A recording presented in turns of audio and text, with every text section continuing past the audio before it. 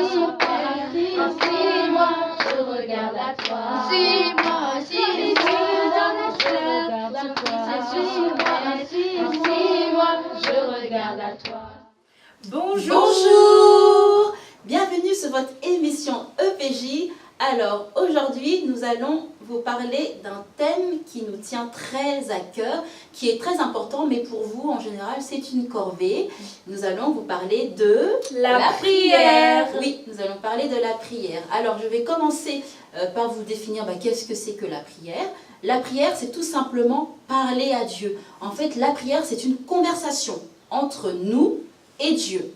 Et en fait, la prière, c'est aussi une relation d'intimité. Donc, c'est une relation assez proche. À travers la prière, en fait, on peut communiquer, on communique avec Dieu et Dieu nous répond. La prière, c'est une relation qu'il faut entretenir, c'est très très très important. Il ne faut pas se dire, bon, je prie le dimanche je pars à l'église, je prie le dimanche, ça y est, j'ai prié pour toute la semaine. Non, surtout pas. Non. Il faut prier tous les jours. Et oui, il faut prier tous les jours. Sabrina, tu peux nous dire comment on peut prier justement ? Comment on peut prier? Je dirais la première chose en esprit et en vérité. Il y a une parole dans la Bible qui dit « Priez, faites en tout temps des prières en esprit ». Donc il faut prier en esprit, en vérité. Donc il ne faut pas faire des prières machinales. Ce n'est pas une récitation la prière. Pas une poésie. C'est pas une poésie. C'est pas une poésie, voilà, qu'on va réciter. On va dire tous les jours la même chose à la même personne. Au bout d'un moment, si Vera, je te dis tout le temps la même chose, tous les jours... non, ça passe pas du tout. Voilà. Donc Dieu est notre Père, c'est notre ami, c'est notre grand frère. On lui parle comme à une personne qui est là, qui veille sur nous. On lui parle, on lui confie nos secrets, on lui demande conseil. C'est ça la prière. Autre chose, il faut prier avec foi. Il faut croire que ce qu'on demande, on l'obtient. Il faut prier avec... persévérance. Voilà. Il ne faut pas se relâcher. Il ne faut pas se dire, voilà, j'ai demandé ça, ça fait 2 jours, j'ai toujours pas la réponse, alors j'abandonne, ça ne vaut pas la peine. Non. Il faut persévérer. Et il y a un exemple que Jésus nous a donné. Vous savez, Jésus, il racontait souvent des histoires, on appelle ça des paraboles. Donc il y a une parabole dans la Bible, dans le livre de Luc, chapitre 18, que vous pouvez lire. C'est l'histoire d'une femme, elle est veuve, elle a besoin qu'on lui rende justice. Donc elle va voir un monsieur, un juge dans la ville, lui demander justice. Et lui, c'est un monsieur qui ne craint pas Dieu. Donc tous les jours, cette femme, elle va demander « Fais-moi justice, fais-moi justice ». Il ne veut rien entendre. Elle a tellement insisté, il a dit « Bon, je vais le faire parce qu'elle me casse la tête ». Donc je vous laisse regarder l'extrait de cette parabole. Bon visionnage.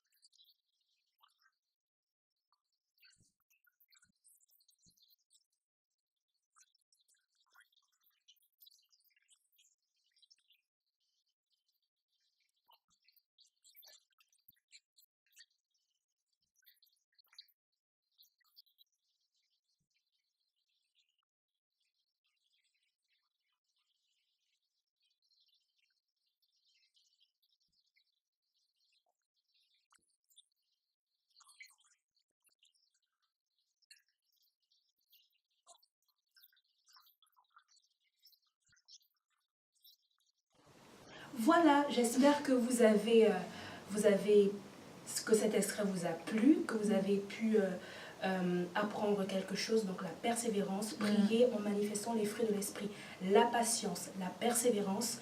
Le Seigneur exauce en son temps. N'oubliez pas, il exauce en son temps. Voilà. C'est vraiment vrai, le Seigneur exauce vraiment en son temps. Et aussi, ce que je voulais rajouter, c'est que quand on prie, il faut vraiment prier sincèrement, de tout notre cœur en fait. Il faut aussi vraiment, comme elle disait Sabrina, croire que Dieu, il écoute. Il y a un passage aussi que j'aimerais qu'on puisse lire dans Psaume 145, verset 18.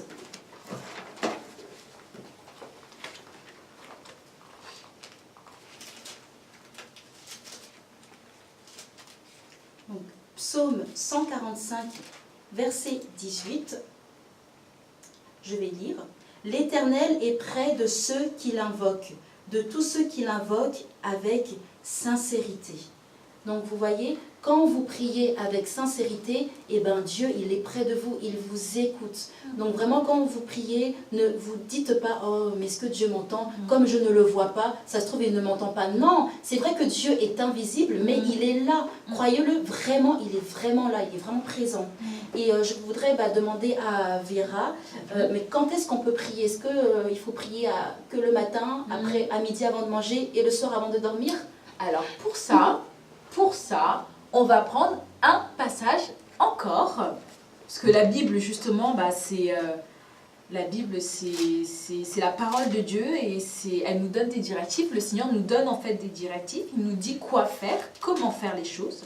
Donc on va prendre le livre de 1 Thessaloniciens, chapitre 5, à partir du verset 16. Et là, la Bible est claire là-dessus. Tout le monde y est, les filles? Oui. Ok, c'est parti. Soyez toujours joyeux, priez sans cesse. Rendez grâce en toutes choses, car c'est à votre égard la volonté de Dieu en Jésus-Christ. Donc là, la Bible nous dit, le Seigneur nous dit, priez sans cesse. Il n'y a pas un temps où on doit prier, comme Jennifer l'a dit, que le matin, quand on se réveille, à midi, quand on mange, et le soir, avant de dormir. Non, c'est vraiment en tout temps. Donc, c'est-à-dire, quand on se lève, oui, on prie. On rend grâce à Dieu, on remercie le Seigneur de nous avoir gardés, etc. Après, quand on peut sortir de la maison, certes, on a prié, c'est toujours le matin, mais on peut rien que dire « Seigneur, accompagne-moi à l'école, que tout puisse bien se passer, qu'il n'y ait pas d'accident ». Ça, c'est encore une prière et c'est toujours le matin. Quand on va à l'école, on prie. À la cantine, on peut prier. Même dans la classe, on peut prier dans notre cœur pour ne pas déranger. On peut aussi prier, dire « Seigneur, par exemple pour un contrôle, Seigneur, aide-moi pour ce contrôle, donne-moi l'intelligence pour que je puisse le réussir au nom de Jésus ». On peut prier, quand on est en train de faire un match et qu'on a par exemple marqué un point, et on peut prier dans notre cœur, on peut dire merci Seigneur pour ce point que tu as permis que je puisse marquer. Ça c'est aussi une prière. Pourquoi? Parce qu'on s'adresse à Dieu et on a vu que la prière c'était parler à Dieu. Donc prier en tout temps. Effectivement, il faut prier en tout temps, même, moi je vais donner un peu mon exemple, des fois moi je prie même dans la rue, quand je marche, je suis en train de prier dans mon cœur. En fait vraiment la prière, comme je disais au début, c'est une relation. Donc si Dieu, tu le considères comme ton papa, tu ne vas pas seulement le prier que le matin, tu ne vas pas parler à ton papa que le matin, et après le soir tu ne le parles plus, à midi tu ne lui parles plus, le lendemain tu vas le reparler que le matin. Non, quand tu es avec ton papa, tu lui parles tout le temps, tu lui parles, tu as une question à lui poser, tu lui poses. Voilà, c'est ça la prière. Et comme je disais aussi, c'est une conversation. Et donc, comme c'est une conversation, Dieu, il nous répond. Donc, comment Dieu nous répond? Nous allons voir en fait plusieurs manières de répondre. Donc, Dieu peut nous répondre par voix audible, c'est-à-dire on peut vraiment entendre la voix de Dieu. Bon, c'est très rare. C'est rare, mais c'est possible que Dieu nous parle, on entende sa voix. Dieu aussi, il peut nous répondre dans notre cœur. Des fois, je ne sais pas si ça vous est déjà arrivé, quand vous vous posez des questions et vous avez l'impression que dans votre tête, vous entendez votre propre voix vous répondre à la question que vous vous êtes posée. Je ne sais pas si ça vous est déjà arrivé, moi des fois ça m'arrive, mais en fait ça, c'est pas vous qui pensez, mais c'est Dieu qui parle dans votre cœur. Et c'est ça en fait. Dieu aussi peut parler à travers les circonstances de la vie. Par exemple, un jour, vous dites à Dieu, Seigneur, aide-moi à être un enfant obéissant.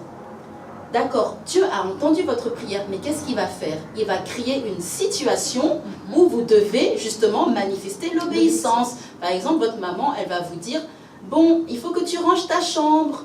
Et bien là, si tu ne ranges pas ta chambre, et ben tu auras désobéi et donc il y a encore du travail à faire. Et tant que tu auras du mal à obéir à ta maman, le Seigneur va encore permettre des situations où tu vas pratiquer l'obéissance. Donc c'est ça, Dieu peut aussi donc parler à travers les circonstances de la vie.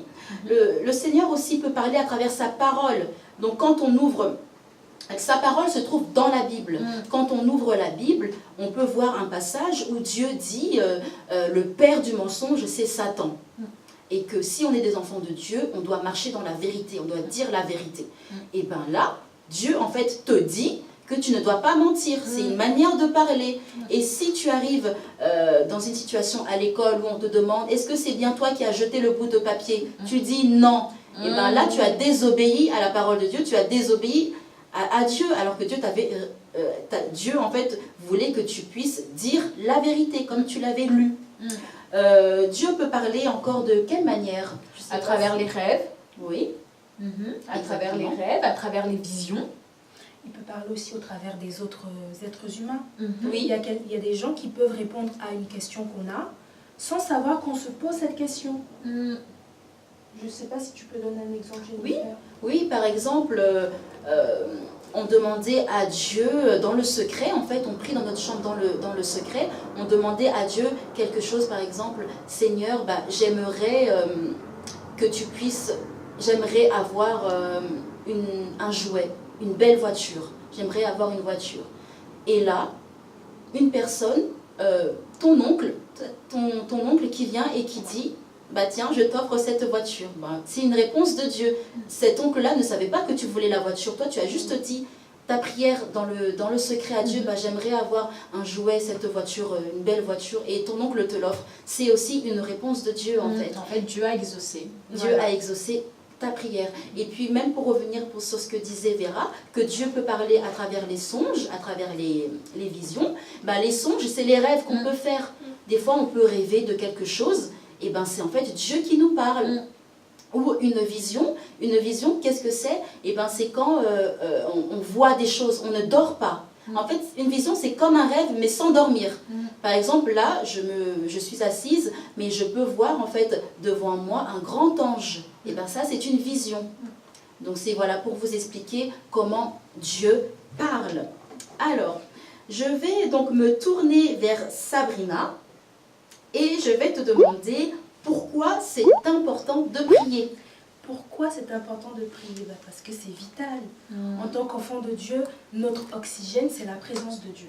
Vous imaginez un poisson qu'on sort de l'eau, qu'on laisse comme ça sur la terre, qu'est-ce qui se passe? Il va mourir parce qu'il n'est pas dans son environnement naturel. Nous, notre environnement naturel en tant qu'enfant de Dieu, c'est sa présence. C'est la prière. En priant, on cultive cette présence, on en a vraiment besoin.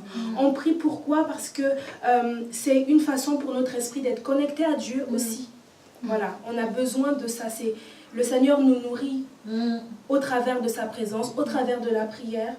Pourquoi prier? Parce que on peut prier pour les autres, par exemple. On peut prier pour des personnes qui sont en difficulté. C'est une façon de les aider aussi. Les présenter au Seigneur, présenter leur situation au Seigneur. Et la prière, c'est une puissance.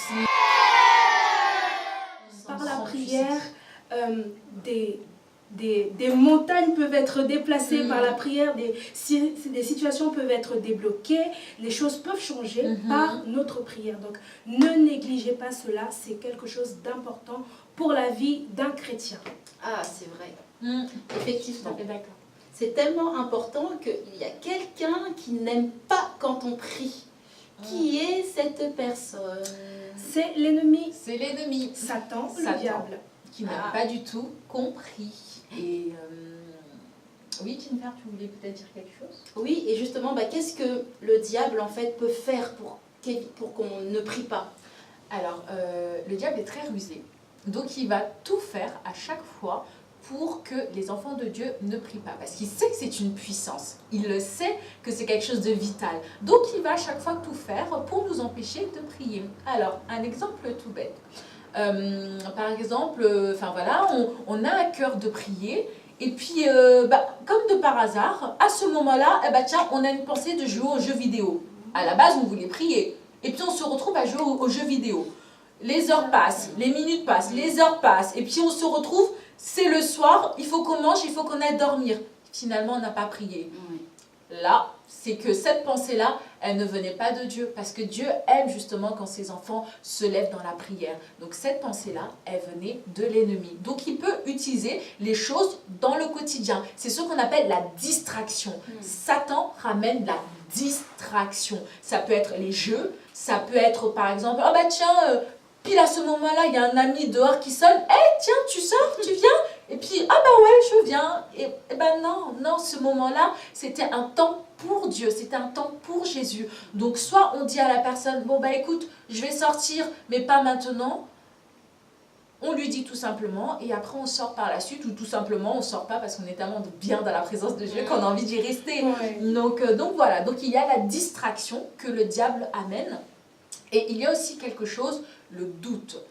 On a dit tout à l'heure, je ne sais plus si c'est Jennifer ou si c'est Sabrina qui a dit qu'il faut prier avec foi. C'est-à-dire croire que ce qu'on demande, on l'a reçu. Donc que Dieu va exaucer notre prière. Et l'ennemi aime bien venir semer le doute. C'est-à-dire, en gros, justement, ne plus croire que ce qu'on demande va se réaliser. Et puis là, on se dit, ah oui, mais est-ce que c'est vrai que ce que je demande, ça va se réaliser? Oh Seigneur, mais est-ce que tu existes vraiment? Non, mais oh Seigneur, là, tout ça, en fait, c'est le doute. Et le pire ennemi de la foi, c'est justement ça, c'est le doute. Et dans le doute, en demandant quelque chose dans le doute, on ne peut pas être agréable à Dieu. Dieu ne peut pas nous exaucer si on demande des choses alors que nous-mêmes, on est en train de douter. Donc non, il faut croire avec foi que le Seigneur va nous exaucer, que ce qu'on demande, ça va s'accomplir. Même si ça ne s'accomplit pas dans 5 minutes, même si ça ne s'accomplit pas demain, même si ça ne s'accomplit pas après-demain, ça s'accomplira certainement. Parce que Dieu est Dieu, il n'est pas un menteur. Donc il nous écoute et il accomplit les choses en son temps. Il faut tout simplement être patient. Donc voilà. Effectivement, ce que Vera dit, c'est vraiment ça. Et je voudrais aussi rajouter quelque chose, en fait. La prière, comme on a dit qu'il faut prier tout le temps, c'est vrai, mais il y a des moments, en fait, où Dieu veut, en fait, qu'on soit dans sa présence, qu'on se retire, juste être que avec lui. Parce que, comme je disais, moi, je peux prier dans la rue, je peux prier à l'école, je peux prier partout où je vais, mais Dieu a besoin aussi des fois des moments où on se retire. Et c'est là, comme disait Vera, que l'ennemi va apporter la distraction pour pas qu'on se retire dans la prière. Mais c'est vraiment important. Je peux même vous donner l'exemple. Par exemple, on peut avoir notre papa à la maison, voilà, on parle avec lui, mais des fois c'est bien de se dire, tiens, avec papa, on va aller rien que nous deux au restaurant, on va manger, ça fait du bien en fait. Et c'est pareil avec le Seigneur. Le Seigneur, oui, il est dans notre quotidien, il est là tous les jours avec nous, on communique avec lui, mais il y a des moments où Dieu, il veut que tu te mets à part et tu restes là, rien que toi et moi. Et c'est ça en fait vraiment que Dieu veut. Il veut vraiment qu'il fasse partie de notre quotidien. Et on va essayer de définir quels sont les différents types de prières, parce qu'il y a plusieurs manières en fait de parler à Dieu. Il y a la louange. La louange, c'est dire ce que Dieu fait. C'est lui qui a créé le ciel et la terre, les étoiles. C'est lui qui nous a créés. Donc c'est ça aussi la louange. Il y a l'adoration. L'adoration, c'est dire ce que Dieu est. Il est beau, il est magnifique, il est notre Père, notre ami, notre confident, puissant. Ou même Sabrina, tu as quelque chose à dire? Il est extraordinaire. Il est extraordinaire. Grandiose, il est voilà. Dans la prière, il y a aussi l'intercession. Qu'est-ce que c'est que la prière d'intercession? C'est tout simplement prier pour une personne, mais sans se relâcher. Donc, prier avec ferveur. Par exemple, Dieu vous met à cœur de prier pour votre tante qui est malade. Donc vous priez, le soir vous priez, le matin vous priez pour elle, sans se relâcher. Et après vous allez voir, Dieu a guéri en fait votre tante. C'est ça l'intercession. L'intercession, c'est on s'oublie nous-mêmes, on pense à l'autre et on prie sans se relâcher. Dans la prière, il y a quoi? Il y a aussi les requêtes. Les requêtes, c'est tout simplement les demandes. Des fois, on peut demander à Dieu. Demander à Dieu, Seigneur, donne-moi l'intelligence, Seigneur, donne-moi la sagesse, Seigneur, donne-moi ceci, cela. Ce sont des requêtes. Bon, les requêtes, c'est pas seulement que pour nous. On peut dire, Seigneur, que tu puisses aussi bénir ma copine, que tu puisses bénir aussi mes amis. Dans la prière, il y a quoi d'autre? Il y a action de grâce. Qu'est-ce que c'est que l'action de grâce? C'est remercier. Le remerciement, dire merci à Jésus, merci à Dieu, merci pour la vie que tu me donnes ce matin, merci pour le souffle de vie, merci pour la bonne santé. Parce qu'il ne faut pas oublier qu'il y a beaucoup de gens qui sont malades, mais le Seigneur nous donne à nous tous les jours de pouvoir marcher, de pouvoir écouter tout cela. Il y en a beaucoup qui ne savent pas le faire. Il y a quoi encore comme Il y a la prière? repentance. Il y a la repentance, oui. Qu'est-ce que c'est que la repentance? La repentance, C'est le fait de demander pardon à Dieu. Enfin, voilà, quand on pêche, quand on réalise en fait que ce qu'on a fait a déplu au Seigneur, et ben on fait en fait ce qu'on dit une prière de repentance. On se repent en fait. On demande pardon au Seigneur par rapport à ce qu'on a fait. Effectivement, il y a aussi la prière d'autorité. Donc là, c'est vraiment quand l'ennemi se tient devant nous en fait. Par exemple, quand il y a la distraction qui vient, on peut le chasser. On peut chasser la chasse distraction. l'esprit de distraction au nom de Jésus. Bien sûr. La prière d'autorité se fait toujours par le nom de Jésus. Par contre, Jennifer, j'ai une question. Tu as dit qu'on pouvait prier, faire toutes ces prières, mais est-ce qu'on peut prier contre quelqu'un qui nous fait du mal? Ah non, non, surtout pas. Le Seigneur nous demande toujours de bénir, même de prier pour ceux qui nous font du mal, mais de prier dans le bon sens, que Dieu puisse leur faire du bien. Parce que Dieu ne veut pas en fait que nous soyons méchants, rendre le mal par le mal. Même si quelqu'un est méchant contre nous, et ben nous on doit être quand même gentils, on doit quand même manifester l'amour et la bonté et prier en bien en fait pour cette personne. Et donc par rapport au type de prière, donc voilà, il y a tous ces différents types de prières. Donc comme ça vous permet de savoir quand vous dites à Dieu merci, en fait c'est tout simplement une prière de remerciement. Je voulais donc demander à Sabrina, est-ce que tu peux nous dire, est-ce que c'est important d'aimer la prière? Ben oui, c'est très important. Comme je l'ai dit tout à l'heure, c'est notre oxygène. Et la prière, c'est plus tu pries et plus tu as cette relation avec Dieu. C'est, comme on a dit, c'est un père, c'est un ami. Donc plus tu passes du temps avec lui, plus tu passes du temps à prier, plus tu discernes sa voix, plus tu la reconnais. Donc tu sauras faire la différence entre ce que l'ennemi te dit et ce que Dieu te dit. Tu sauras faire cette distinction. Tu sauras...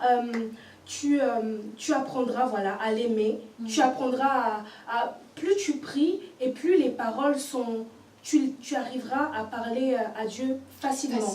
Parce qu'au début, parfois, tu l'as dit au début, c'est comme une corvée. La prière, ça ne doit pas être une corvée. Parfois, quand on n'a pas l'habitude, on se dit, ah, c'est dur, qu'est-ce que je vais dire? Tu te demandes combien de temps ça va prendre, est-ce qu'il faut prier combien de minutes, est-ce qu'il faut prier des heures? Alors que si tu as cette relation avec le Seigneur, plus tu pries, plus les mots seront faciles, les mots monteront de ton cœur, l'adoration montera de ton cœur vers le Seigneur et c'est vraiment magnifique. Donc, passons du temps à prier et Dieu lui-même, son esprit lui-même nous apprendra à le faire davantage. Amen. Donc c'est vrai, il n'y a vraiment pas de temps limité pour la prière. Vraiment, laissez-vous conduire. Sortez en fait les mots qui viennent de votre cœur. En fait, c'est très beau. Et vous allez voir que la prière, ce n'est plus du tout une corvée, mais c'est vraiment une belle relation. C'est tellement beau la prière.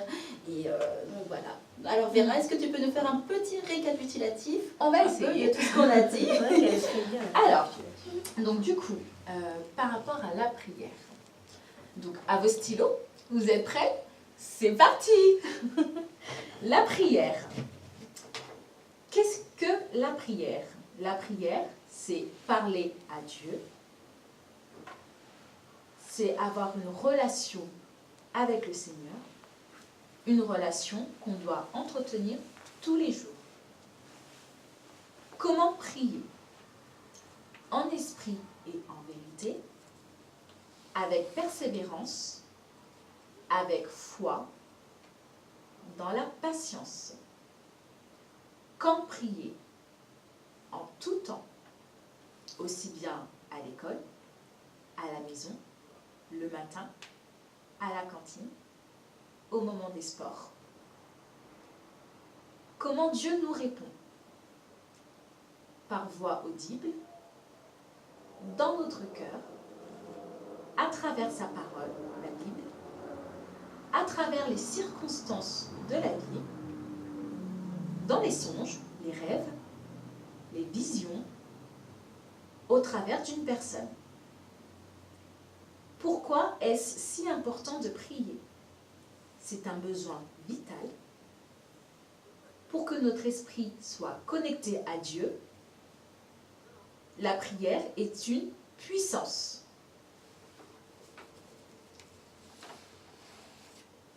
Qu'est-ce que le diable peut faire pour nous empêcher de prier? Ramener la distraction, nous mettre le doute. Quels sont les différents types de prières? La louange, l'adoration, l'intercession, les requêtes, l'action de grâce, la supplication, la repentance, l'autorité. Attention, on ne prie pas pour faire du mal à quelqu'un. Il faut aimer la prière, car la prière, ce n'est pas une corvée. Pour avoir une relation de complicité, plus on a l'habitude de prier, et plus on reconnaîtra facilement la voix de Dieu.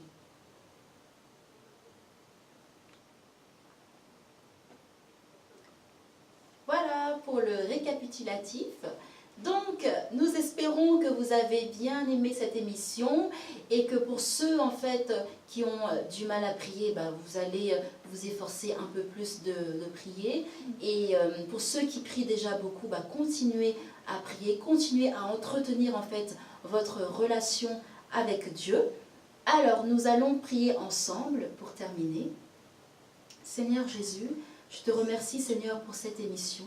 Je te remercie parce que tu nous as parlé, tu nous as enseigné par rapport à la prière, combien c'est important de pouvoir prier. Je prie Seigneur Papa que chaque enfant qui regardera cette émission puisse cultiver Seigneur cette intimité avec toi. Que tu puisses Seigneur te révéler Seigneur aux enfants qui ne te connaissent pas en tant que père, en tant que grand frère, en tant que meilleur ami Seigneur Jésus. Je prie Seigneur Papa que les enfants Seigneur puissent grandir Seigneur avec Seigneur une bonne relation, une belle relation d'amour avec toi. Merci Seigneur Jésus. Amen. Amen. Au revoir. Au revoir.